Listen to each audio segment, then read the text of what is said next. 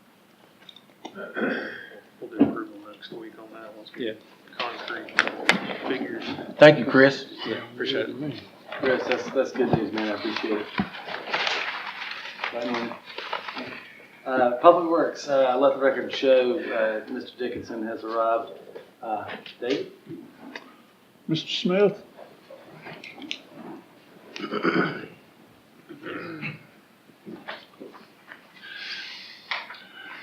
Thank you, Mr. Dickinson. I got two items I want to talk about. The first one was not in your packet, the recycling collection. We've been getting a lot of calls and emails about glass not being picked up in the recycle bins. We gave notice back in March that our MRF wouldn't allow us to place glass in the collection. So, and they're not accepted from any curbside collection. So basically what we're going to be sending out some information in the bill, inserts, to update what we collect and what we don't collect. And we are encouraging customers to use Keep Walton Beautiful. They can drop off at Keep Walton Beautiful until we come up with a better way we can separate it and handle it ourselves. Any questions?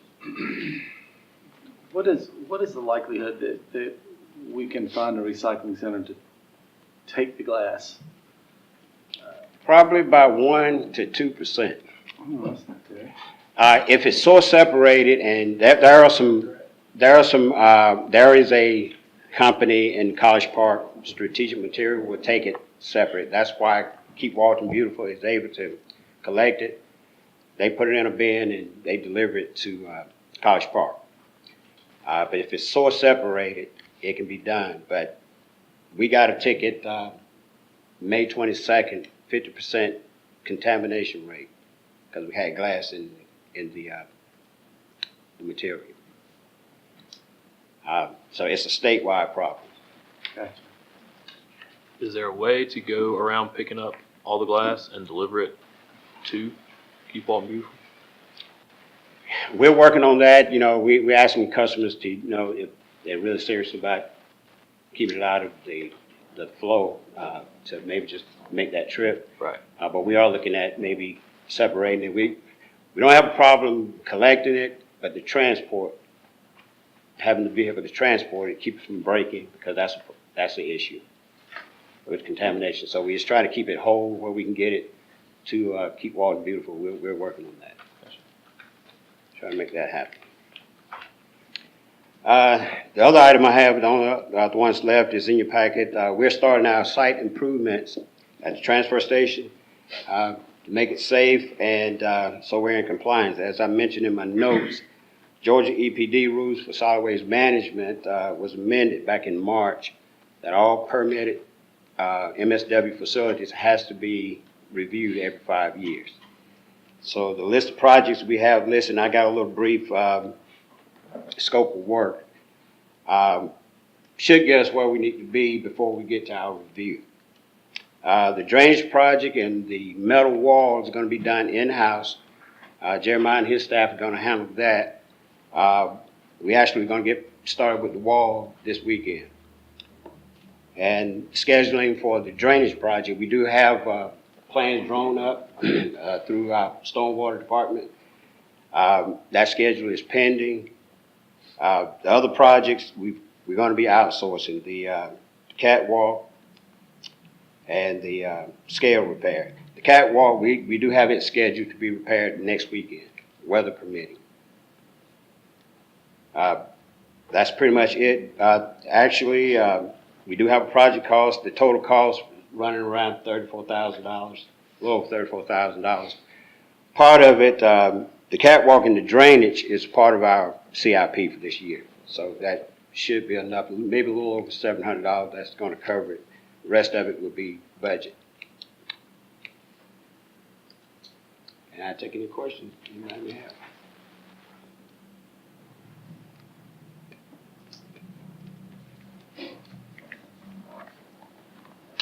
Yes, not. All right. Thank you. Mr. Still?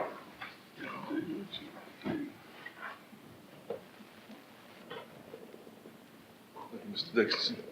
Highlighting some stuff that we got going on. I will piggyback off what Danny just said. What we're doing at the transfer station is capping one of those steel walls. We'll be doing that over the weekend. The drainage project that he mentioned, it will be not regular scheduled hours. Due to the scope of that project, we're going to have to come in when trucks are not running, and we won't be interfere with the actual process of the everyday operations of the transfer station. And that will probably start within the next 6 to 8 weeks on that drainage side. Now, on the street side of things, we are behind the 8 ball because of the rain. As much as you've probably seen in your own yards, your grass has shot up. It's been too wet to cut. Our right-of-ways are no different. We're putting the extra staff and man hours, 50 hours a week, probably over the next 4 to 5 weeks to catch up with that. But they are doing a good job now. We're getting some sun and some dry weather to get back out on those right-of-ways and keep those cut and cleaned. We're in the middle of our LMIG prep work with Sweet Gum, Nile Street, Douglas Street, Mary Street. We're doing the prep work to go in and start the patching process, limbing the stuff that's in the right of way, getting the grass out of the road, saw cuts, deep patches to make sure that everything's ready when we get ready to go in there and do our overlay process.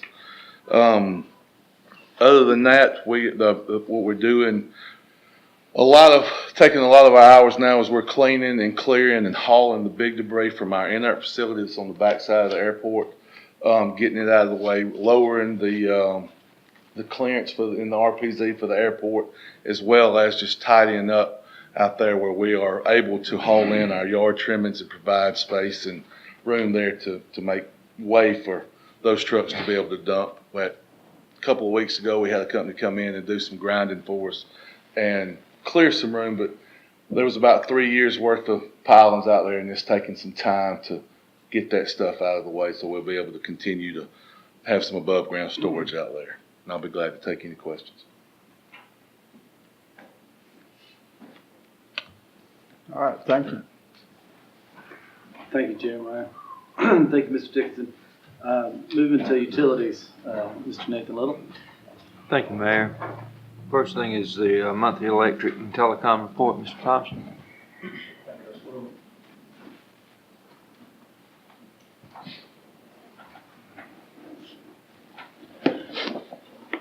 Few items of interest. I've got SEPA back on the agenda again this month, just to keep it fresh in your mind. We will be meeting with MEAG over the next couple of months and with the Department of Energy, working on that possible addition of 3 megawatts from the SEPA source. Been a great year to have it because it's rained a lot and kept those lakes full, so there's been a lot of SEPA coming our way already. The weather-related issues I was going to discuss was water. Rain has got us behind on pretty much everything, but then we had the storms of last Thursday and Friday, so I'll just give you an update of that. We did have an outage here at this office for about 45 minutes. We have 2 circuits that feed this office, and both failed due to falling trees and debris. We are designing a solution to have a 3rd circuit feed this office. The main reason is when a customer has problems, they call this office. When they're trying to get solutions to their problems, if they can't get us, we got issues. We had some failures of some batteries in my staff and Chris's staff's equipment, which caused some communications issues for a short period of time, and it caused your email issues over the weekend.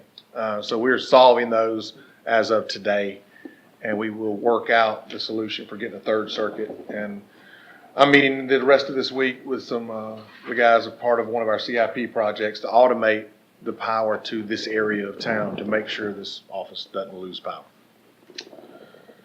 We are now designing the Carwood Mayfield Drive, so you'll see my guys out. You'll see some stakes in the ground. This is the project that we talked about, reconductoring the Carwood Drive area, getting some of that old copper, old poles out of the way. And we decided to go ahead and encompass the Mayfield, get it all the way back around to Highway 11 and make that circuit a little more robust. And that falls right into the next little thing. We have been pressuring MEAG for several years to replace the poles along the Spring Street corridor, the big wooden poles that got knocked out of alignment during the '93 tornado. If you ride down Spring Street, you'll see them. They're sort of back and forth. Well, they have agreed at no charge to replace all the poles from Breelove Drive all the way to Plaza Drive. I think it's about 7 of them. That is a tremendous investment by MEAG. What we are going to do is we're going to look at a different type of pole design. These new poles that they're going to put up are going to be concrete, straight as an arrow. They'll look good. We're looking at possible ductile iron poles or concrete poles, non-self-supporting, a little cheaper, but something that'll look very similar to the MEAG pole to sort of clean up that corridor. We're spending a lot of money out there to put sidewalks and lights. I think the investment of a better looking pole along that corridor will help in the looks of that corridor. This will not impact the sidewalk. This is all behind the sidewalk on the back side of the right of way. So it will not endanger anything we're doing right now. And I'll take any questions you may have.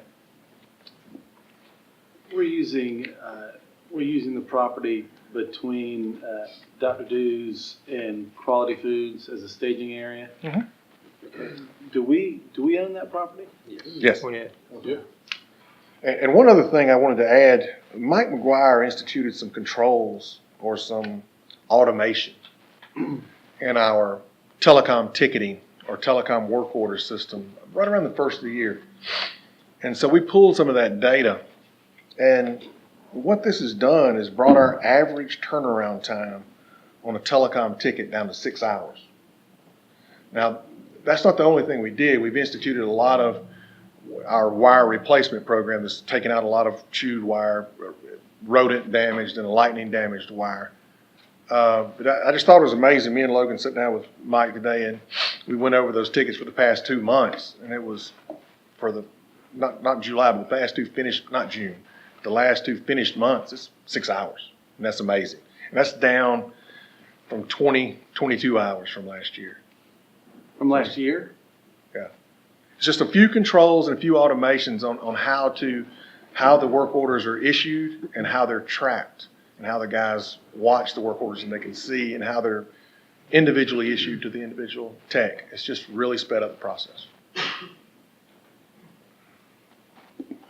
Brian, at what point does the generator kick on for this building, and how much power does it provide? That's a good question, and I can answer it a lot better today than I could have yesterday.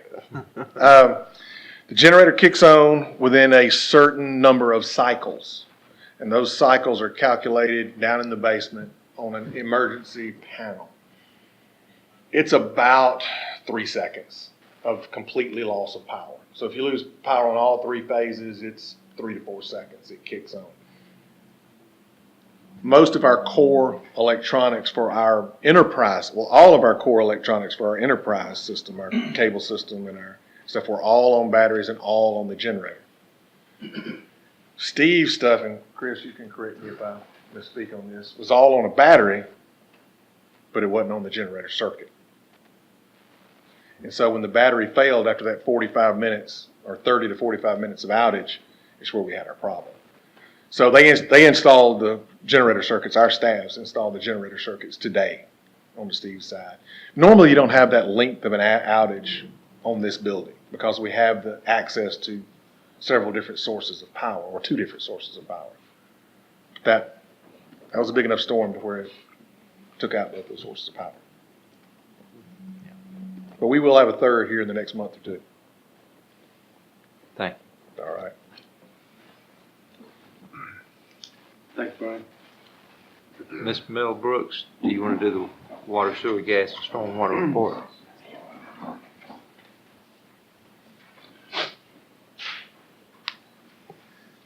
Hey, Mr. Little. Oh, you won't find my update on the laptop. I dropped it off in front of you. It was hung in my outbox. Just a couple of updates. Natural gas side, the Highway 11 project, the bridge relocation. Those guys have been able to start back from the rain events and moving along. And also, we'll be asking tonight to approve the replacement on Bryant Road, which was used to be the Lacey, Davis, Harris, and Ash Street CIPs for the year. We've just been determined that the Bryant Road main was eat up, and needed immediate replacement. And the Mount Vernon, the chicken house expansion, still waiting on material for that job. And the sewer rehab on Olympia Way has begun. And the sewer plant design, we've been taking tours of several plants, looking at different types of new equipment. I think we've narrowed it down to what we want. And so Carl will begin the design and the pricing, so forth. And then down on water treatment plant, we've roofs fixed, everything's going good there, and we have started the work on the interior. And then we've got something on the agenda later on tonight for your approval. That's all I got. If you got any questions, I'll be more than happy to answer those. Any questions? Thank you, Rodney. Let's move into your next item, which is the rehab of 2 Meadow Walk subdivision retention pond. Okay. Asking for y'all's approval tonight for Meadow Walk, which is out on Gradis Road. It actually has 3 ponds. 2 of the ponds are above what we could do with my current staff on stormwater. So we're asking for your approval to bring a contractor in to do those 2 ponds, and we'll take city staff and we'll clean out the 3rd pond. Low bid was JT Magby at $37,250. I think we received 4 bids on that project. Yes, 4 bids on that project, and that was a low bid. Any questions? Moving forward with our new developments and detention ponds, I mean, is this something we're going to continually look at? Yes. Because I know They're you getting have said inspected. in the past that They're getting homeowners associations do not know how to take care of detention Yeah. ponds, so the city we're decided. doing a yearly inspection on all of them. We've basically taken the whole maintenance over on all of them. We're cutting them and cleaning them out as we get to them. Very expensive, but I think it's 100. If I ain't mistaken, I think it's 119 in the city. Wow. That And, was a surprising number. and we're taking it over because the associations don't know how to do it. Well, what's happened?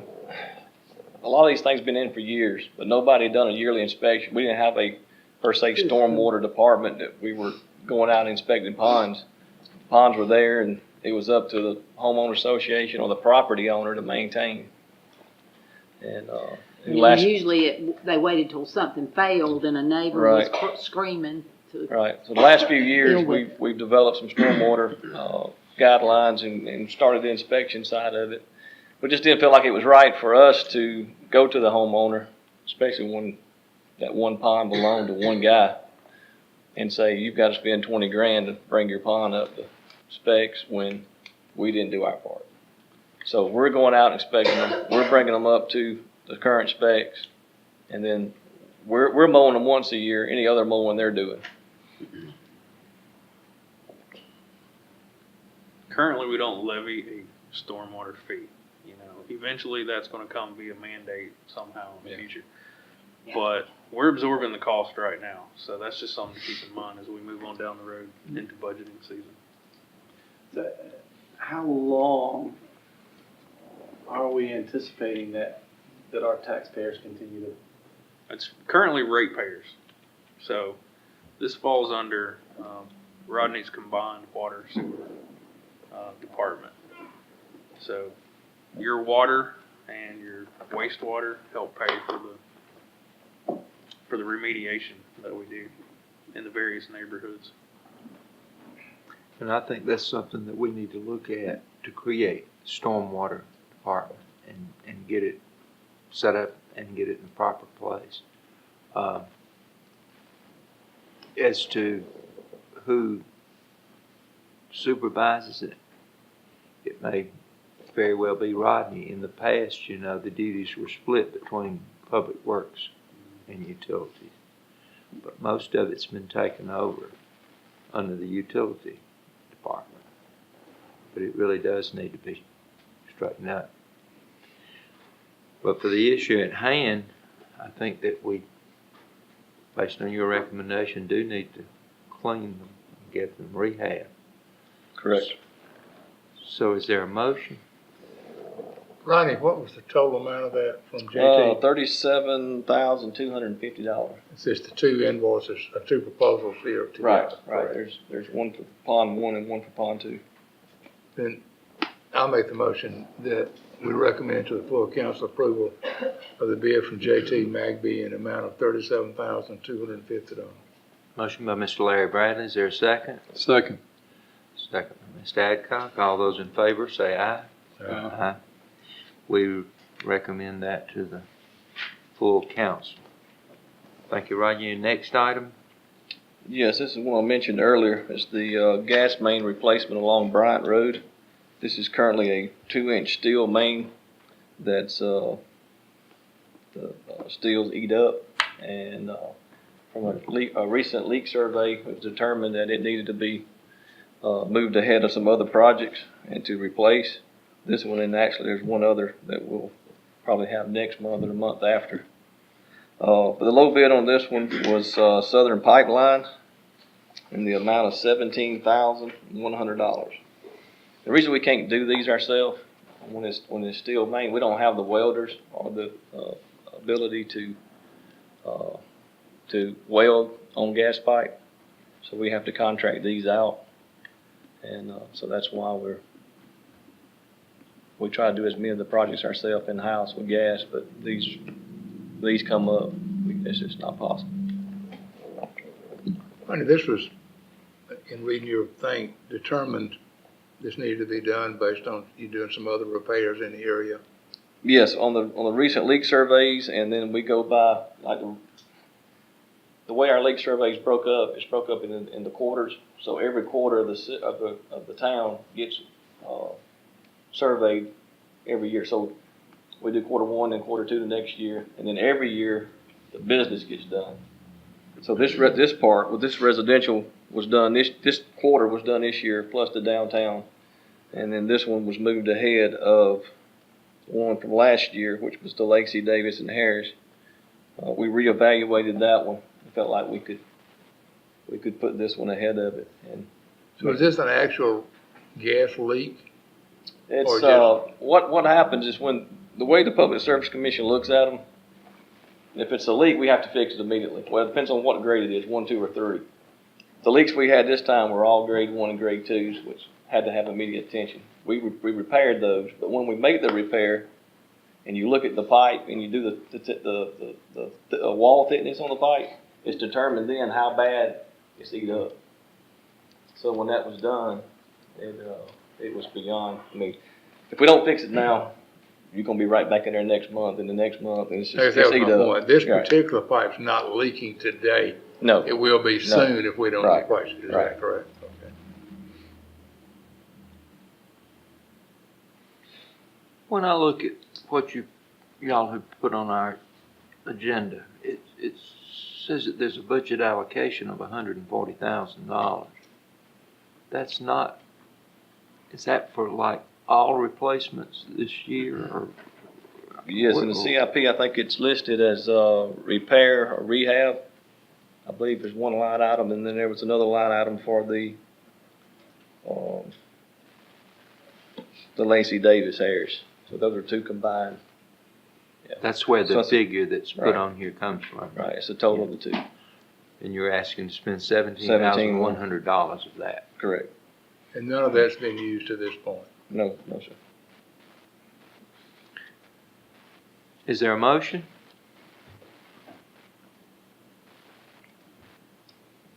Mr. Chairman, I'll make a motion that we send the full council to approve the bid from Southern Pipeline for this project, $17,100. Motion by Mr. Adcock. Is there a second? Second. Second by Mr. Larry Bradley. All those in favor say aye. Aye.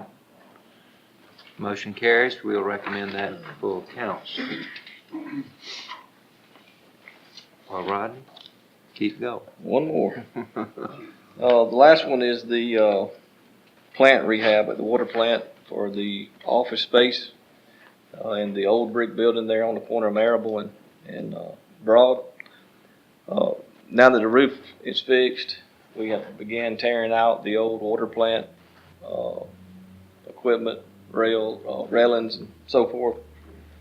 As we started looking at the framing side of the building, and building the offices, the walls and all, we got the pricing. Currently the walls are painted. It's got 3 coats of paint on it. And, when we looked at providing a moisture barrier between the wall and the new framing, then turn around and having sheetrock, paint, insulation, all that, we felt like we could probably sandblast or media blast the walls, get the original brick back, and use that and not have to build the exterior wall around the plant. So we went out, found 2 guys to bid on it. Low bid was actually the J&R and Associates. I'm sorry.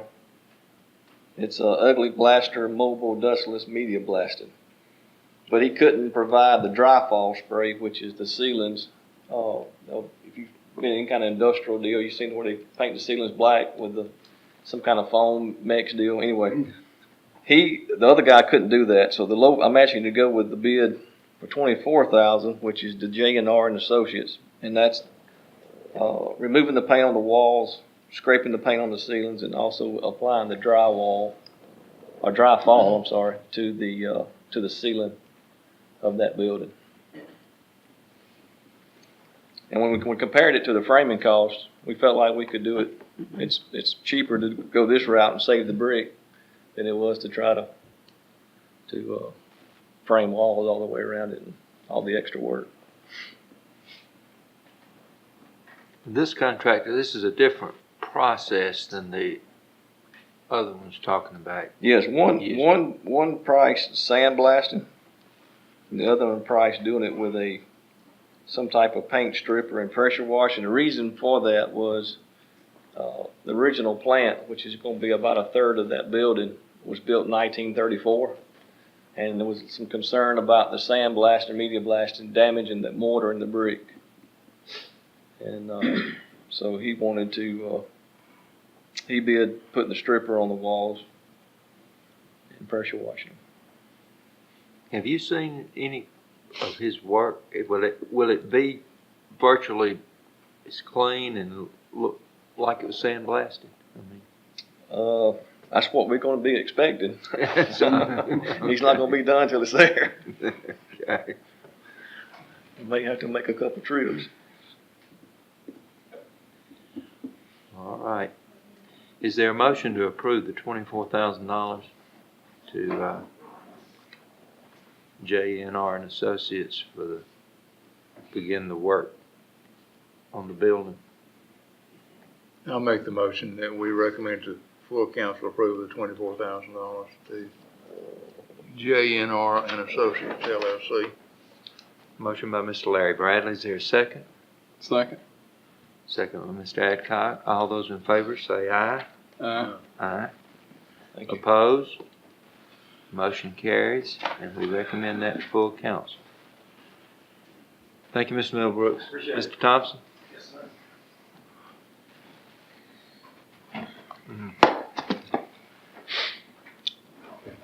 We have a replacement of one of our material handling bucket trucks.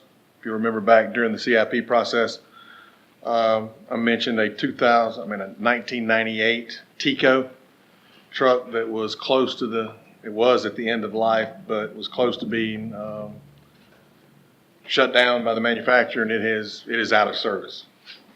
So we went to the National Joint Purchasing Association and put in the model number of the truck that we want, and the bid came back at $190,560.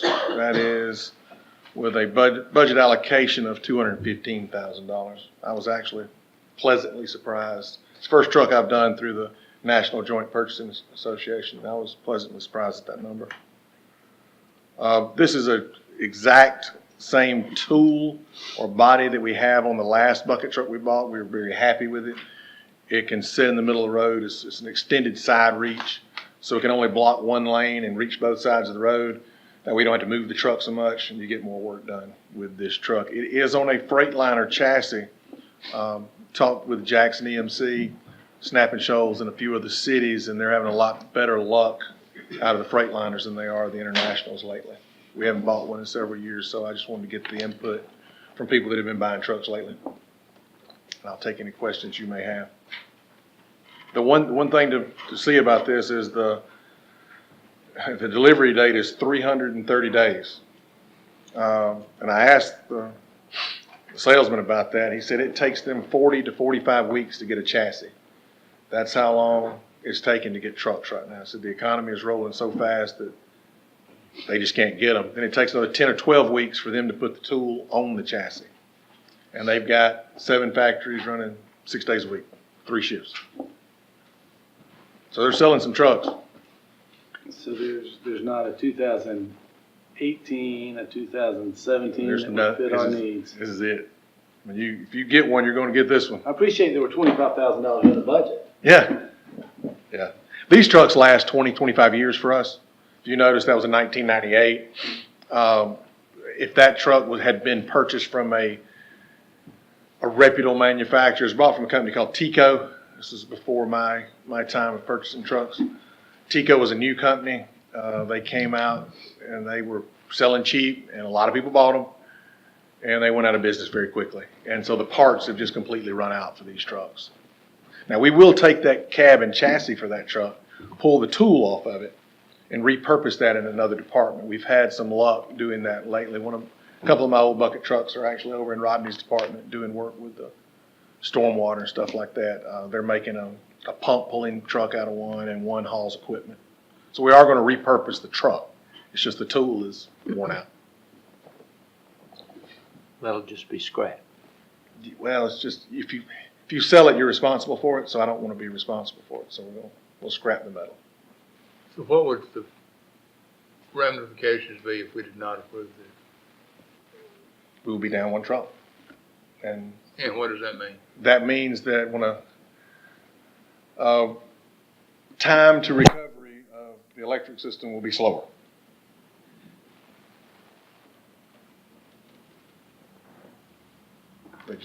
We have men that work on the trucks. How many trucks do we have total? We have 8 in service. We have 4 on the electric department and 4 on the telecom department. Now they do cross side to side because we buy our telecom trucks insulated, but the telecom trucks are much smaller and they can't pick up material. They can't. So what a material handler does is has a winch with an arm. You've seen the big trucks, and they can pull wire, they can pick up transformers, they can do a lot more in that truck on the electric plant. Well, the telecom truck only reaches 37.5 feet, only does and can't reach the top of the pole. It's much more limiting to what they can do.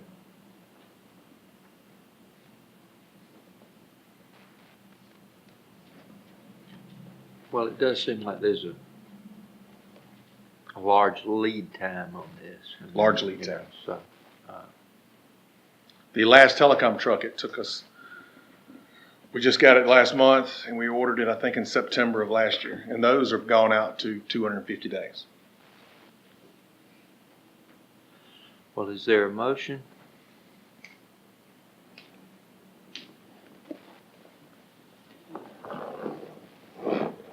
I will make the motion to purchase the bucket truck from Alltech Industries at a purchase price of $190,560. Is there a second? Second. Second by Mr. Adcock. All those in favor say aye. Aye. Opposed?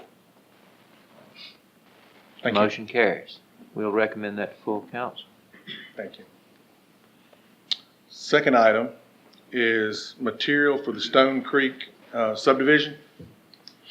Put out the bid the entire package. Chris and his staff put out the bid for the entire package for the subdivision. Low bid came back in from Stewart C. Irby and Company at $168,316.60.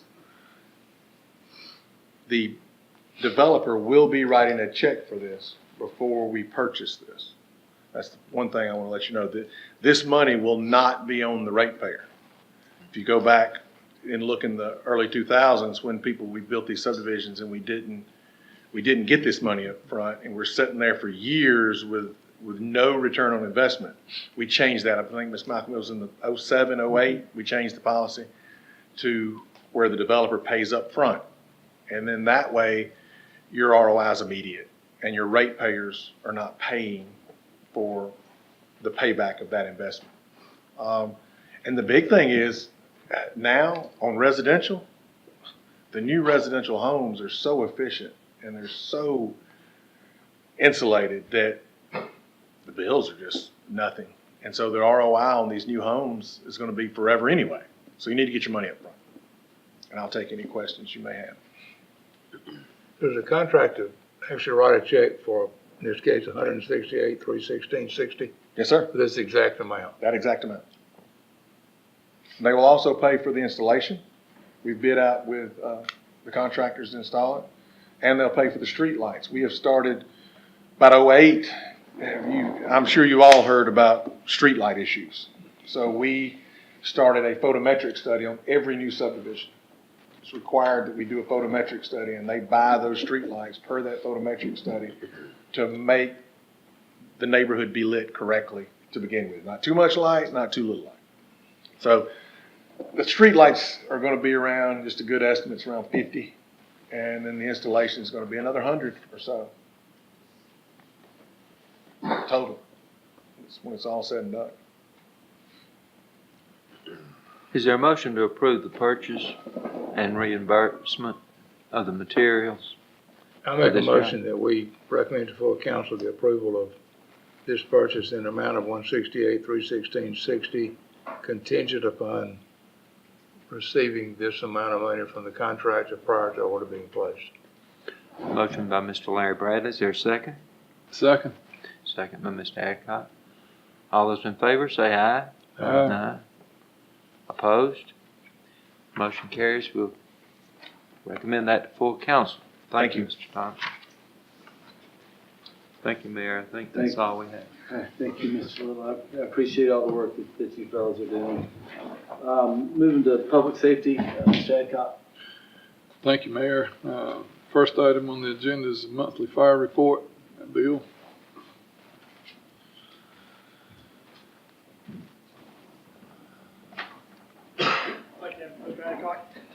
Just had a couple of things that we want to report to the council this month. First of all, is our burner bills come along very nicely. We're waiting on one more part trim piece to come in, and we're actually going to start doing, we're going to start burning in it, and basically just to get a building reaction. Basically, I guess the easy way to say it is we built it, we want to crank it, see how it's going to run. And so we want to check the flow path and everything else. Coming into our summer months, so we're probably going to go and hold back any type of true live fire training in the building with our personnel until we start going into the fall of the year. Definitely getting away from the good old days where, you know, let's see how hot we can get it and it puts hair on your chest type thing, or that just hurts people. It doesn't really achieve our goal of training. So that's come along really good. We're hoping to start that hopefully next week, just doing the build reaction studies. The only other thing I have is the SAFER grant. Personnel that we hired, tomorrow they're going to do their last testing for their emergency medical responder training. And once they're done with that, all their basic fire and medical training will be completely done. They're already working, they're already on shift and all that, but all their basic training at the fire station will be done. And that's all I have to report. If there's any questions. Thank you. Thank you, sir. The monthly police report. Tracy?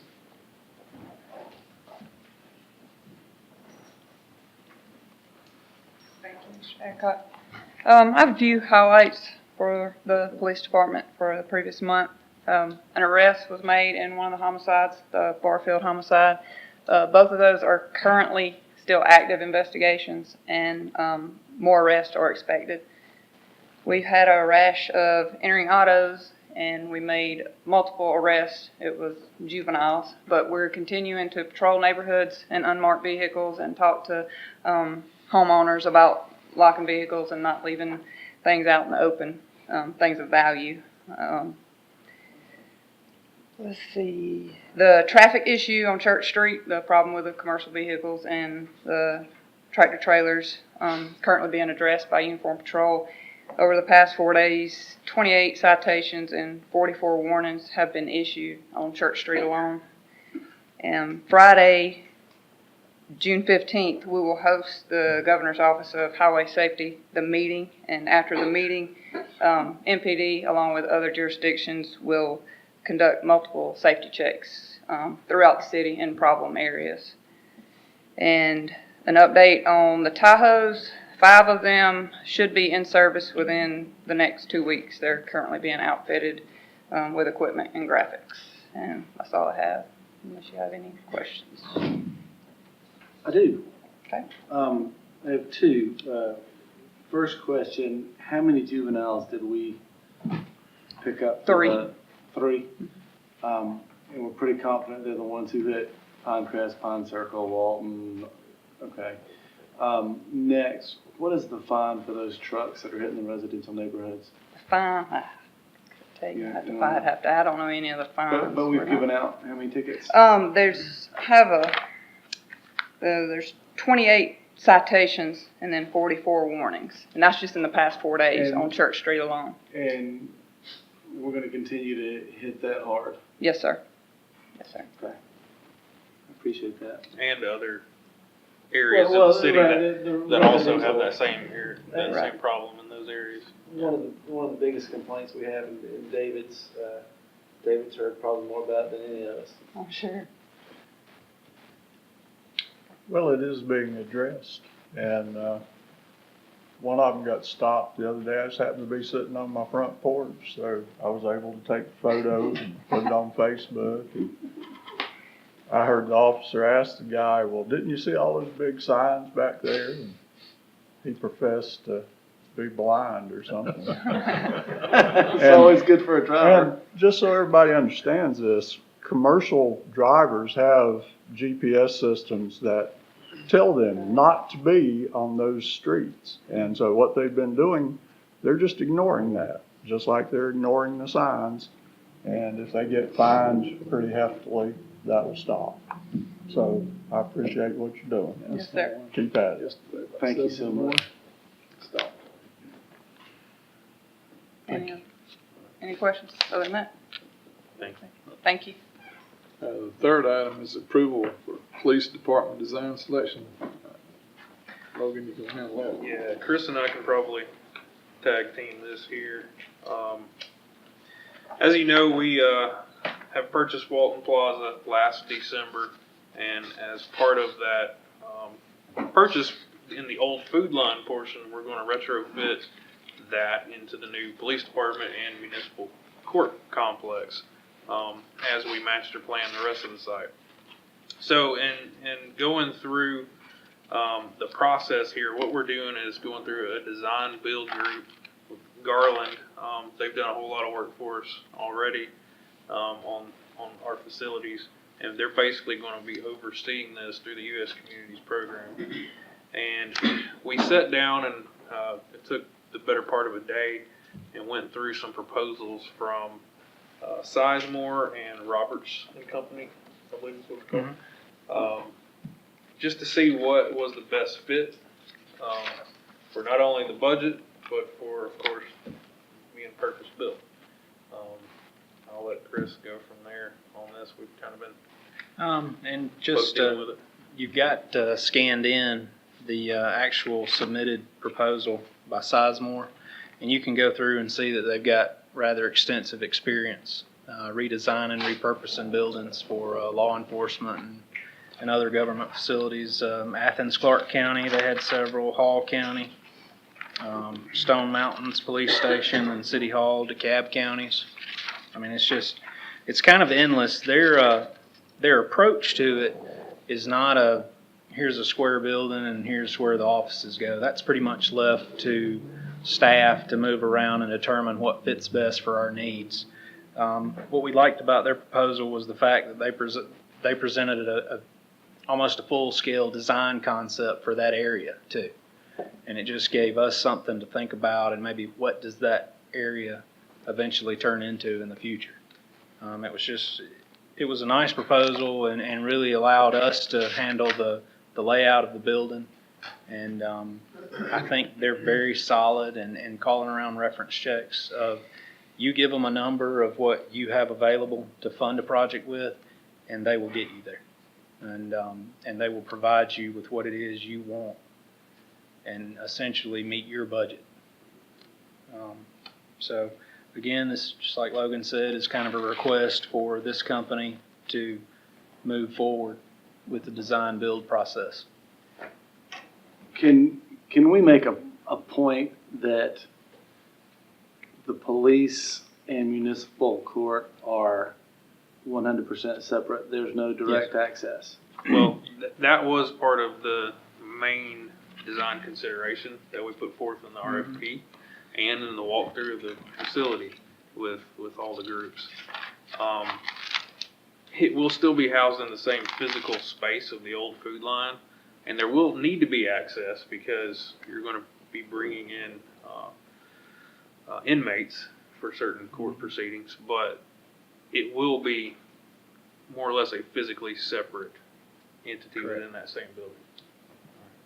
So yeah, I don't want somebody who's going into court to feel like I'm walking into the home team's. Well, to where, and that was something, and like he just said, we stressed that we wanted it to feel like you're going into two separate facilities. Right.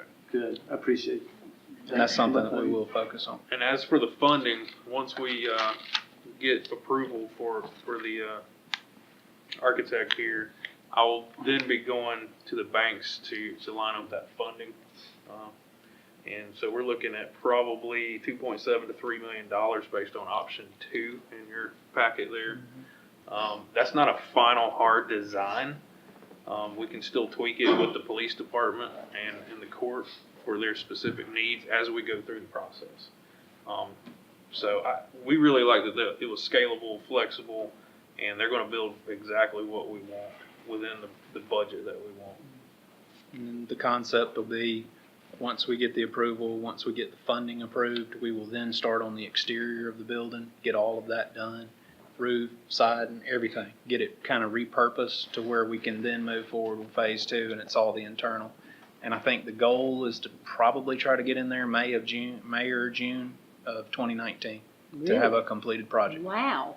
That'd be huge. It's an empty shell right now. It's in great shape overall. Yeah. So, it's just moving in and retrofitting it. Chris, would you go over again what you said earlier as far as the layout? They're not going to recommend the layout? Well, and they have in the different concepts, the different options and concepts, they offered a layout concept that we can follow, but at the same time, they came in with the idea that we can build the offices and space them and stagger them where we feel that it's most efficient for the police station to actually operate. You're going to have some that you're going to need near certain exit doors versus you're going to have some that can be internally, locked within the building. So yes, they did provide, I think, about 4 internal design concepts for us to take and then kind of tweak as we see fit to where things work more efficiently for us. I've been through situations with a company where we built buildings and I found it to be very helpful sometimes for people that have experience in designing this to challenge some of our ideas. Well, and that was why because they understand things that need to be close to entrances and exits, for example, because they've done this other times. And I would encourage us to at least let them challenge us on the way this layout needs to be, rather than us doing it like we've always done it. Well, and you'll thumb through, they did provide the general layouts and wanted us to kind of move the offices around. But yes. Okay. Absolutely.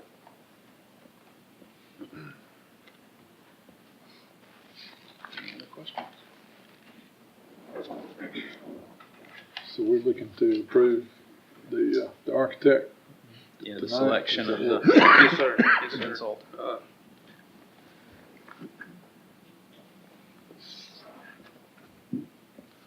Is there are there any further questions?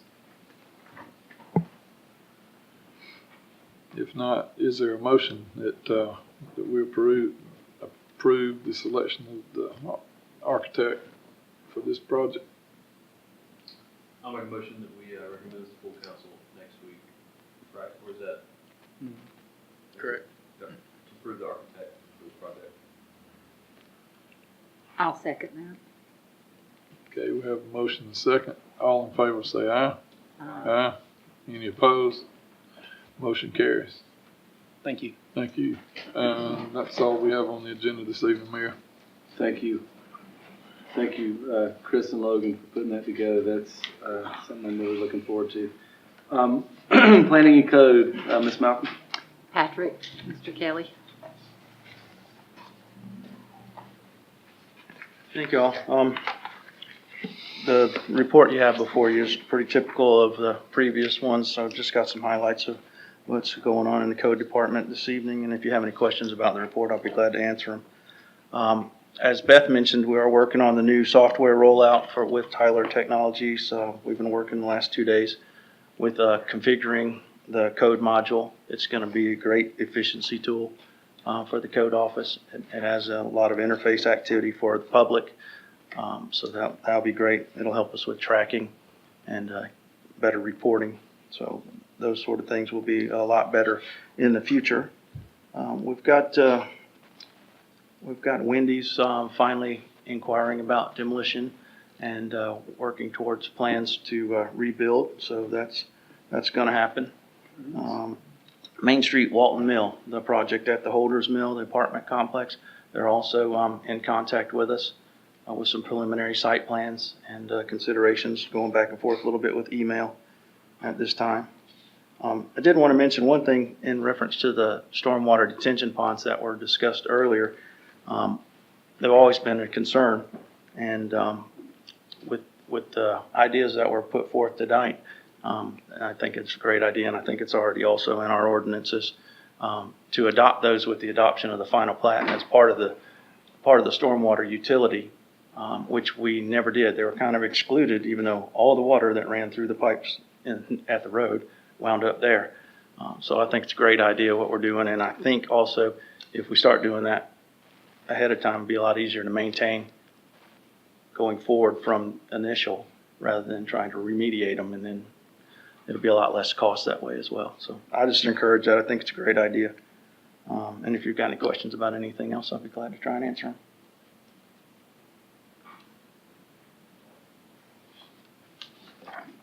I don't think so. Thank you. Thanks, Beth. Thank you, Ms. Malcolm. Economic Development, Ross Bradley. Mr. Mayor, we have one item, which is the economic development report on this crossing.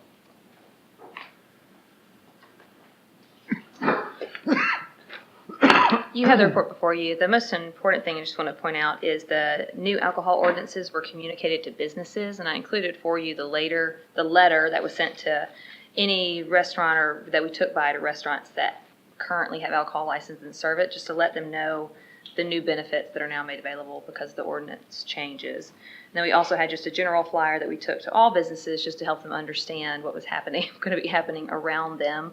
And it was effective for the first concert in June. And as far as we can tell, everything went well with that. We have had restaurants purchasing the cups and using those. I'm expecting to continue to get feedback and us to figure out how to continue to apply it and do it well. But so far, so good as far as I know. If y'all have other information, please let me know. And then we just said there's a list there of the events that are coming up. The next big one's going to be July 4th. The bicentennial celebration at the Athens Tech Field, and we are going to expand the event and do some of it on the new city-owned site across the street to help with pedestrian flow. So, any questions you have about the remainder of the report? Are all of the restaurants or dining establishments selling the cups? Not all of them. I don't think everybody has bought them yet, but it's probably because they don't understand that they can. And some of them also are not enjoying some of the new allowances they have in the entertainment district, such as they can advertise food and beer specials that they have in their restaurant. And so, but I think it's just communication and awareness. So we'll continue talking and helping people understand. Cups are available for purchase through the code office. Anything else? Does it approved business have to buy the cups? Yes. Residents also can. It's a different price for residents versus a business. 'Cause the whole Within point the was entertainment district. within the entertainment district. 'Cause the whole point was obviously to push business to our restaurants. So if my business had a business after hours and we served alcohol at our business and people, how does that work? That Is is it one that we invited? haven't. Is that even allowed? Everybody's coming up with alternative scenarios, but yes. Is So that allowed? typically it was for Would someone it? who has an existing alcohol service license. Right. Is how we articulated it. You want to weigh in on that No. legal representation, or do we need to think about it and get back to you? I just want to highlight that this great council did an amazing job of passing a very progressive alcohol ordinance. Yes. And, but in the 3 months or 4 months since we passed it, it seems that about 42 other really cool progressive ideas have been requested that aren't within the four corners of this alcohol ordinance. Here's what I can say to that without digging into it in real detail. The new ordinance does allow for what's called an amenities license, which is very pro-business for a realtor's office, an art guild, a lawyer's office, a retail business to do an amenities delivery where That's they like can a one-time thing. serve champagne in the evening, serve a glass of wine in the evening at an art walkthrough or a meeting or some sort. After hours. The solo cup rule, as we call it, I believe was drafted really to address pouring license facilities. So my first blush answer would be no. That it applies to residents in the downtown area, the lofts downtown essentially, and that they can pour from their home and then carry. I see. And that the established pouring license locations, which would be at this point just the restaurants, but hopefully eventually in the future the growlers, the brew pubs, those sort of things. So you came up with a hybrid idea that just wasn't considered. That's what everybody's coming up with. But don't worry, we've been making a list of all the fun, unique things that y'all have all thought about since we passed this new ordinance, and we'll slowly update it and clean it up as we keep going. Thank you. Thank you. I like the idea. It's a great idea. Ross, is that? Yeah, Was it it? Thank you so much. Items for discussion, upcoming public hearings. Mr. Kelly, 911 North Broad. Yes, sir. This is an application. Bear with me while I open this back up. I was expecting it to be a little bit further down the list. An application by Steve Powers at Wow Express. It's 911 North Broad Street for a variance of our CDO requirements. We're recommending against it, just for the record. It's there before you if you have any questions. It's kind of seems like a workaround of our corridor design overlay ordinance to ask for a variance from the council when normally the Planning and Zoning Commission would be the final word on a COA for the design overlay district. But he wanted to take a run at it, and I said, well, fill out your application, pay your fee, and we'll see how it works out. But before we go that route, so he's totally trying to bypass the planning commission. Well, it actually has gone before the Planning Commission as a variance request, which also they've recommended against it, and staff are recommending against it. And normally that's where it stops. So this is just an appeal to the council. And normally, if it were a COA, a certificate of appropriateness application, it would stop at planning and zoning with a yay or a nay or a modification and move forward. But as a variance, it went to them. They're recommending denial. staff's recommending denial, and it comes to you for a decision. Thank you. Thank you. 2018 Community Work Program update, Mr. Probst. Yeah, before you is two minor amendments to the community work program, formerly known as the short-term work program, which is within the comprehensive plan, which y'all just passed last summer. We're only doing this minor update because we're trying to satisfy the requirements for the economic incentive plan grant for the Parkway extension out at Piedmont at the industrial park. That's going to help us, and we're the conduit for this project for the Development Authority to help get that extended, which is going to help out existing industries and future industries that are looking to locate. So all that said, all we need to do is do a couple minor amendments. You'll see before you, there's one that redefines the target area for the CDBG. That's administered by the Department of Community Affairs, who is also administering this EIP. And also we need to specifically state that we do address infrastructure improvements, water, sewer, road, etc., to support new and existing industries. That needed to be spelled out with DCA in our short-term work program, or whatever it's called now, community work program update. They love their acronyms and name changes. So with that, that's all it is. It's just a very minor update to that comp plan yet again. Thank you. Is there anything else that we need to discuss on that? Okay. Just those two items. Next, reconsideration of the application for easy for me to see, spiritus liquors and beer and wine on premise consumption at Fusions. The license was revoked 2 months ago. Last month there was an appeal, and as we did not allow the team from Fusions to have any say, we're going to bring it back up and we'll refer this to Mr. Rosenthal to discuss. Thank you, Mayor. I think it's correct. Last month, y'all considered the application for the Fusions location, and y'all can blame me for this. I did not interject in the middle of the meeting. There was not opportunity given to the applicant to speak to you, to present.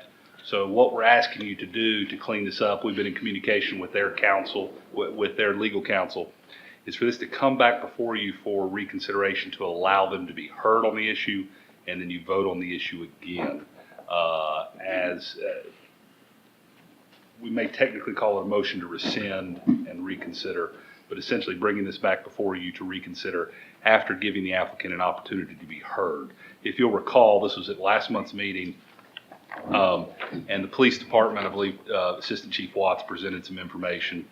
The applicant was here.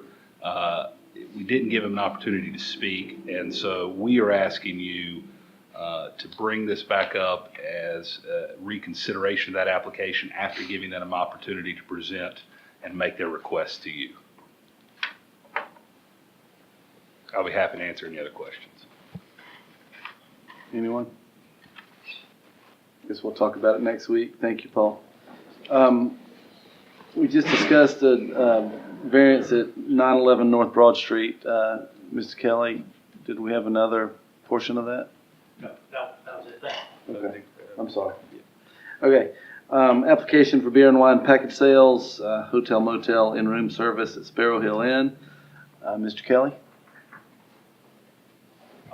That's also alcohol license handled. That'll just be coming before you for consideration next week, and the application is in order. Okay, thank you. Second reading of the speed zone ordinance, Jeremiah. The reading is Paul. Yes, Mayor, this would just be your second reading of your standard GDOT ordinance that's sent down every year from GDOT to approve our speed limits to allow for radar enforcement. Okay. Thank you. Approval of the 2018 Community Work Program update, which we just discussed. Yeah, so that was previously, that's gonna require a public hearing at the next meeting to clarify. And then, we've already discussed that in depth. And then, that will also secondarily require a resolution to be passed. So that's item number 7 on the agenda. Okay. Appointment to the library board, Logan. I have that one.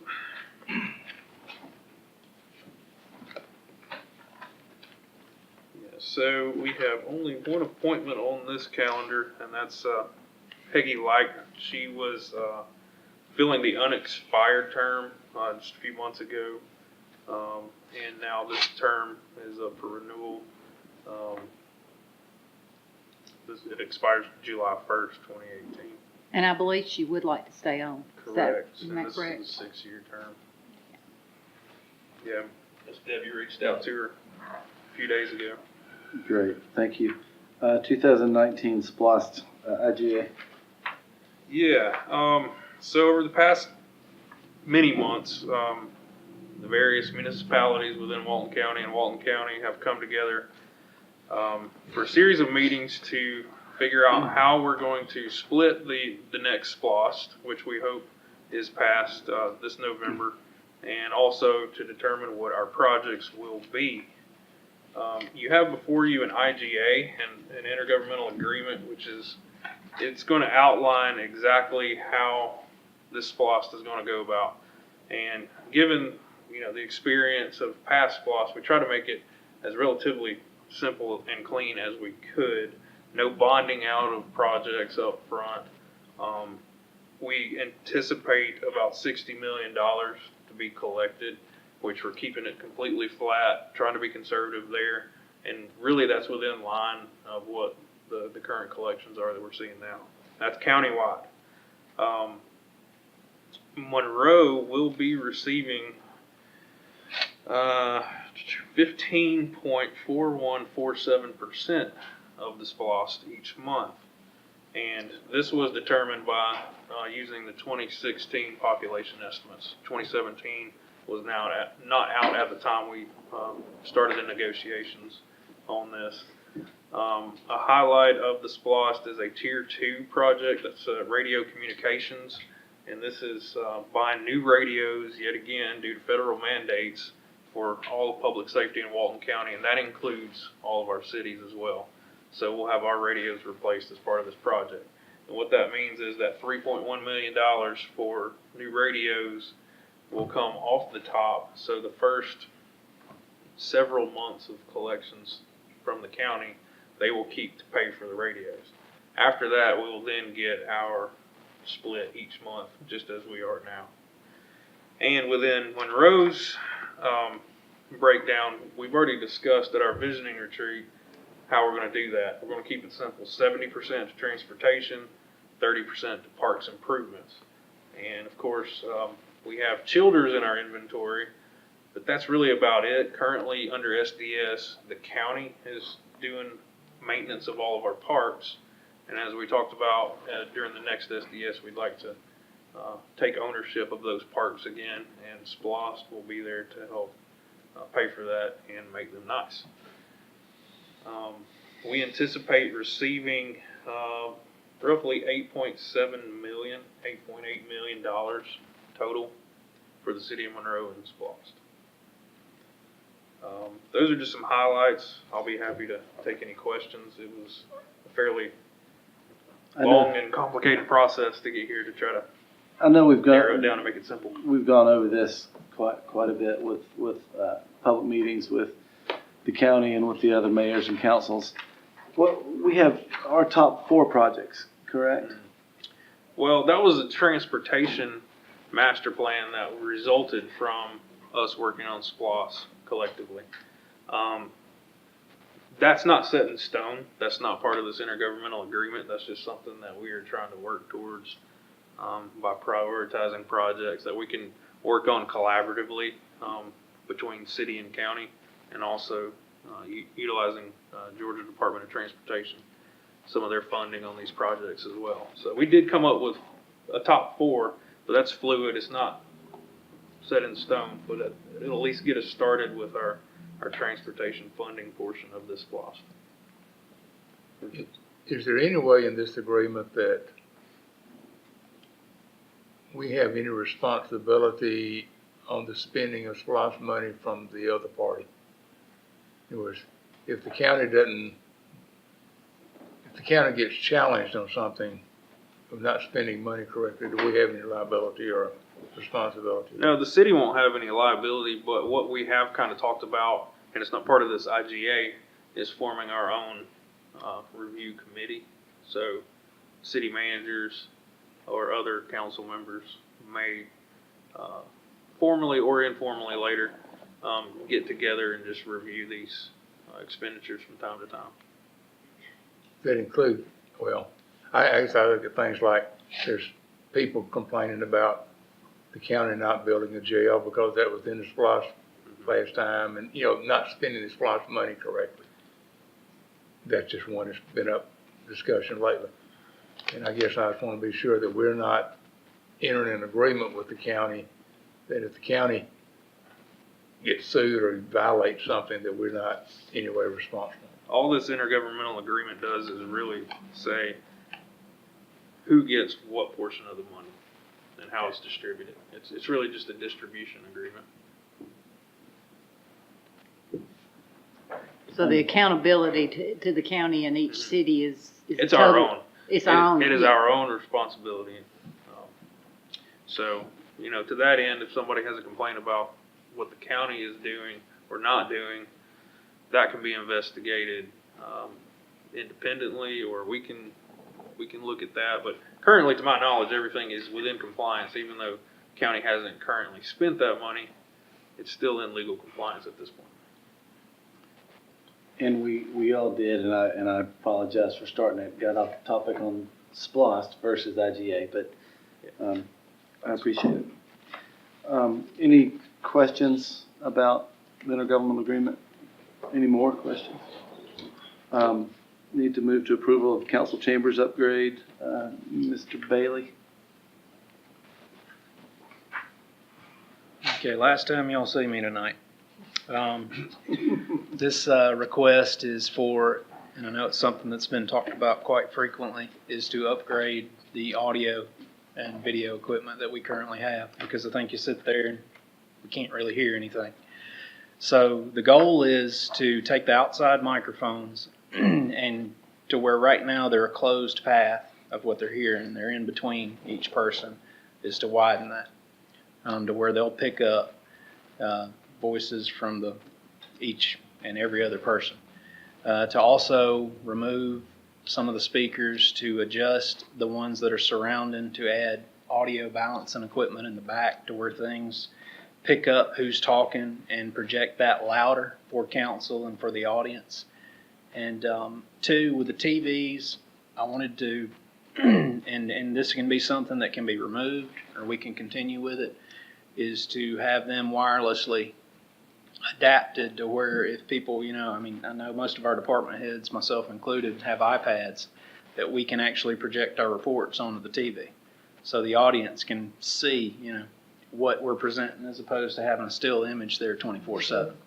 It's also to add back the projector screen and the projector so that we can have a bigger version presented. So if we have presentations and as meeting items come up, they're actually there for you to see and you're not following along, scrolling. It's just to take advantage of what we've actually got here before us. The request is, it wasn't budgeted, but it's for $20,000 to have CEI, a company out of Atlanta, come in and actually do this. We met with 2-3 different companies, and this was the best option that we could come up with to fix what we currently have and try to use as much of what's existing to make it a better council room. It's a long overdue. Yes, ma'am. Chris, you just clarify one thing you said, because I know that we have someone in the audience that is a very concerned citizen that rarely can hear what you're saying if you're standing there talking. So with this done, he'll be able to hear what you're saying standing there. Yeah, I would make a joke and say I couldn't hear you, but I can hear you. This should fix that. It'll definitely be the first step towards fixing that, and I can promise you, by the time it's done, I'll have it fixed. Okay, thank you. Yes, and short answer. Thank you, Chris. All right. Discussion of the Highway 3 development, the Mazaui tract. Logan? Yeah, so I'm bringing this back up for discussion. I don't have anything in hard writing, but I have been in discussions with the real estate representative and the developer who is open to the idea of a development agreement in order to gain access to our sewer capacity. Some of the items I sent to them on are like our recent developments that we've done nearby on 83 and also here off of Alcovey Street. If they could match those standards or better, I told them, that would go a long ways to getting sewer service to your property. So far, they have seemed pretty receptive to most of those ideas. I hope by next week I'll have something more concrete. And if not, really the ball's in their court to get it done. I'm just giving them ideas and ways that we can all achieve the collective goal of getting the product we want. Even though it's not in the city, it's just outside the city and will greatly affect the city of Monroe. And great, and we will help them in a massive way. Correct. By providing the sewer. It's a two-way street. Right. But I'll be happy to take any comments or anything I need to relay to those folks that you might want to see in that development agreement. Well, one thing, we went back and forth on Vine Street about the buffer. And I know there's a lot of vegetation there, a lot of pine trees all along that corridor, but I think, that buffer to the street is huge.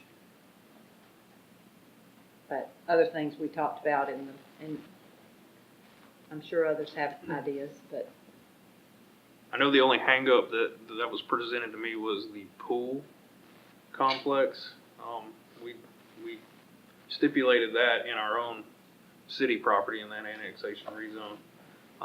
They had some issues with that, so that's just something to consider. I think that's something that we need to require. We need to make sure that they're offering amenities enough to. For a large development. For 138 homes. Because you want your property values here, not just cramming a bunch of homes in with a lower property value just to get extra density. All right. I'll be happy to continue those conversations and update you soon. Any other comments for Logan? I think we move into items requiring action. Intergovernmental agreement for John Deere Road. Yeah, I'll take that one too. So for over a year now, I've been negotiating with Walton County for the paving of John Deere Road. Originally what they proposed was not even close to really our share of the road. It's rather complicated because we have annexed a lot of the road on either side, but the road itself has remained, or a good portion of that road has remained in the county's inventory system, and they do get some state LMIG dollars each year for having that lane mile in their inventory. So we finally negotiated just a simple 50-50 shared material cost. They're going to take care of road paving themselves. And so we're just going to pay the estimated $49,466.25, which comes out pretty close to what we were originally shooting for. It's 0.86 miles of road to be paved. So are we paying our part is 49.466? Yeah, we just negotiated that 50% rate, and 50% is 49,466.25, based on the last pricing they got. Do we need Do we know the date that they would be? They're getting ready to go now, so that's why I have it for action Okay, tonight rather than next week. okay. Can I hear a motion to approve the intergovernmental agreement with Walton County for 50% of the shared material cost for the joint paving project on the John Deere Road at an estimated cost of $49,466.25 paid by SPLOST? I'll offer that motion. I have a motion by Ms. Malcolm. Second. And I have a second by Mr. Adcock. Brad.